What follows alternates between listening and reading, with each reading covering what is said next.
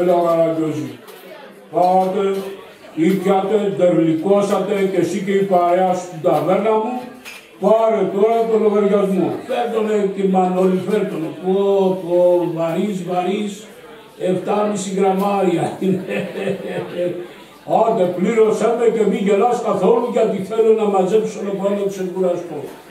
Άκου να δεις και Μανώλη, ευχαριστούμε που μας περιποιήθηκες, αλλά θα σε πληρώσω με τον δικό μου τρόπο. Τι θα πει με τον δικό σου τρόπο, έλα πλήρωσέ με, ένας τρόπος υπάρχει.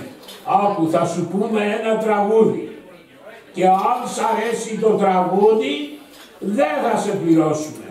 Αν δεν σ' αρέσει θα σε πληρώσουμε. Άκου να δεις Καραγκιόζη, εμένα κόλπα μη μου κάνεις. Όπως βλέπεις στο μαγαζί μου δεν έχω ούτε λατέρνα, ούτε ρομβία, ούτε τσουμπόξ, ούτε πικάπ, ούτε μαγνητόφωνο, ούτε τίποτα. Δεν μ' αρέσει η μουσική. Και αυτό το καλό που σου θέλω, πλήρωσέ με γρήγορα. Όχι, πρώτα θα σου πω ένα τραγούδι. Άκου να σου πω ένα ωραίο. Σαμπάστηκα, λαμάτα και ευθύς με το... Δεν μ' αρέσει. Δεν σ' αρέσει, καλά να σου πω ένα άλλο. Σαμιώτησα, πότε θα πας η Σάμο, δεν μ' αρέσει. Δεν σ' αρέσει. Να είχα ψωμί, μαρούλια και την ένα κουτί ταμπάκο, ζουρλάκα και μπουρλάκα, 2 και 3 και ο τάρα μας, κορί κατέβακα ότο και πάνω να ανεβώ, δεν μ' αρέσει, δεν σ' αρέσει. Ραμόνα, παλιά αγάπη μου γλυκιά, δεν μ' αρέσει.